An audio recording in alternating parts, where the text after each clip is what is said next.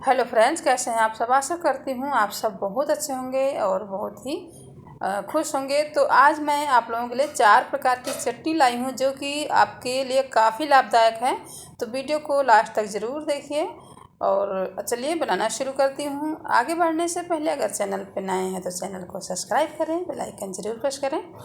तो चटनी बनाने के लिए सबसे पहले मैं मूली की चटनी बनाऊंगी। जैसे कि आपको पता है मूली काफ़ी लाभदायक होती है, जिसको कब्ज होती है, पाइल्स होती है, उसके लिए खासकर। तो आधी मूली हमने लिया है, इसको अच्छे से धो के साफ़ कर लिया है और इसे कट करके हम मिक्सी जार में डाल देते हैं।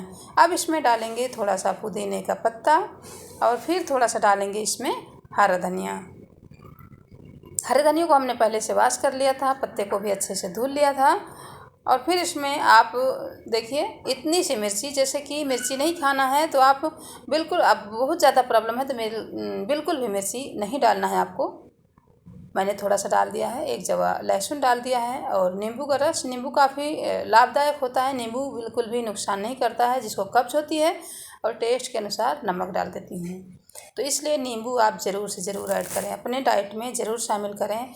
अब देखिए मैंने मिक्सी जार में इसको ग्राइंड कर लिया है, मेरी चटनी बनकर तैयार है। तो मूली की चटनी को आप अपने डाइट में, खाने में, ब्रेकफास्ट, नाश्ते में सेवन करते हैं, इसको शामिल करते हैं तो आपको काफ़ी लाभ मिलेगा। जैसे कि कब्ज होती है तो कब्ज, ये बिल्कुल कब्ज के लिए बहुत ही अच्छा उपाय है, रेमेडी का काम करता है। तो चटनी को हम एक कटोरी में निकाल लेते हैं, फिर नेक्स्ट दूसरी चटनी बनाना शुरू करते हैं। अब हम बनाएंगे अमरूद की चटनी। जैसे कि अमरूद भी काफ़ी लाभदायक होती है, जिसको कब्ज होती है उसके लिए अमरूद काफ़ी अच्छा होता है। तो अमरूद देखिए, ये अमरूद को अच्छे से हमने धुल लिया है और धुल के इसका हम अच्छे से छोटे छोटे पीसों में कट कर लेंगे। तो आपको अगर इसका बीज नहीं चाहिए तो बीज को आप निकाल दीजिए। सिर्फ देखिए ये भाग ही डालिए। तो मैंने बीज भी डाल दिया है क्योंकि मिक्सी जार में अच्छे से पीस जाए। और बीज में कैल्शियम होते हैं, तो इसलिए अगर आपको पथरी वगैरह है तो आप बीज को निकाल के ज़रूर मतलब यूज करें, बिल्कुल बीज को बिल्कुल भी शामिल ना करें। तो इस तरह से आपको अमरूद की चटनी बनाना है। अमरूद हमने कट करके डाल दिया है और ये थोड़ा सा, एक जवा कली लहसुन की और थोड़ी सी हरी मिर्च, थोड़ा सा पुदीना पत्ता। अगर आपको बहुत ज़्यादा प्रॉब्लम है तो आप मिर्ची का यूज बिल्कुल भी ना करें। और धनिया पत्ता डाल दिया हमने और बस इसको हम अच्छे से इसका पेस्ट तैयार करेंगे।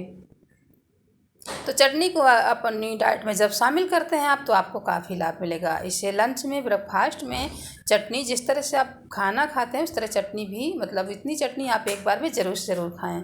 और टेस्ट के अनुसार नमक डाल के इसे अच्छे से मिक्स कर देती हूँ, क्योंकि मिक्सी जार में बार बार नमक पीसने से मिक्सी जार जल्दी से ख़राब हो जाता है। अब हम चटनी को निकाल लेंगे कटोरी में। तो इस तरह इस चटनी को आप ब्रेकफास्ट में, लंच में आप ज़रूर खाएं। इतनी चटनी आप खाते हैं तो आपको कब्ज की जो समस्या होती है जड़ से ख़त्म हो जाएगी। अब हम बनाएंगे आंवला की चटनी।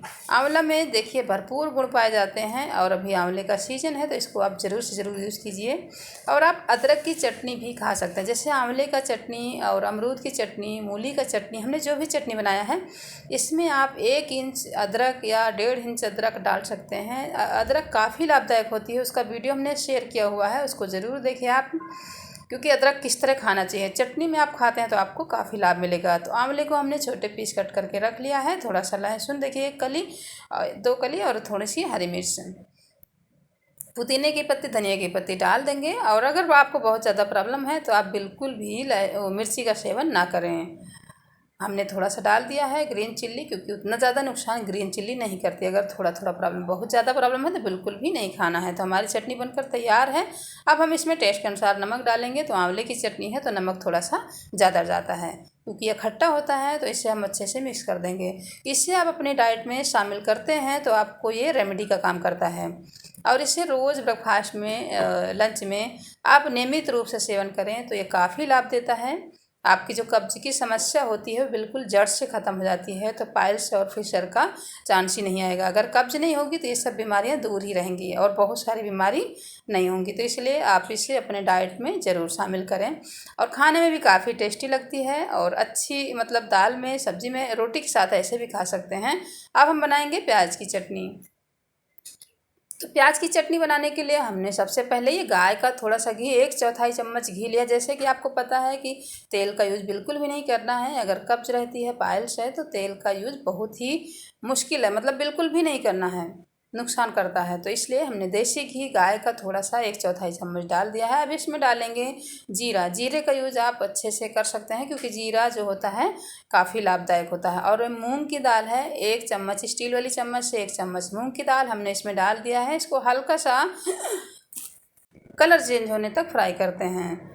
तो मूंग की दाल देखिए 1 मिनट ही फ्राई करना है जिससे कि थोड़ा सा इसका कलर चेंज हो जाए और ये पक जाए।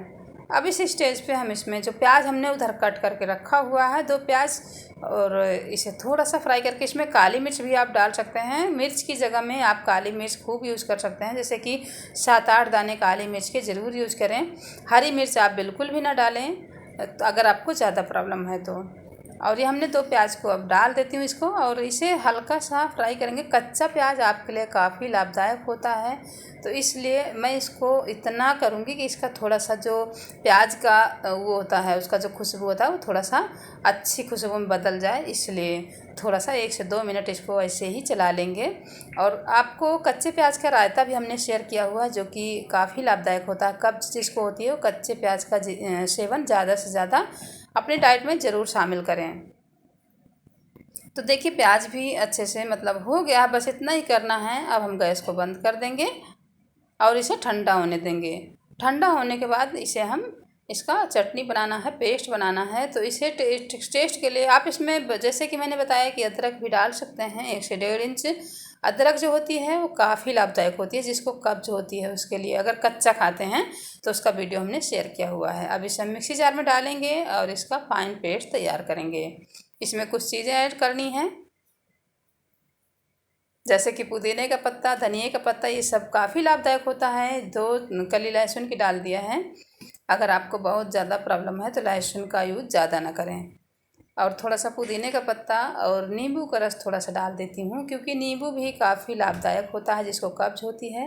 नींबू कभी भी मतलब नुकसान नहीं करेगा आपको। और टेस्ट के अनुसार नमक डाल देती हूँ। और काली मिर्च 8 दाने काली मिर्च के। अगर आपको कब्ज की प्रॉब्लम है, पाइल्स की प्रॉब्लम है, फिशर है, तो आप काली मिर्च का सेवन ज़्यादा से ज़्यादा करें। हरी मिर्च की जगह में आप काली मिर्च का सेवन करें सब्जी में। और जो भी बनाते हैं अपना नाश्ता, लंच, डिनर, तो आप काली मिर्च यूज करते हैं तो आपको काफ़ी लाभ मिलेगा।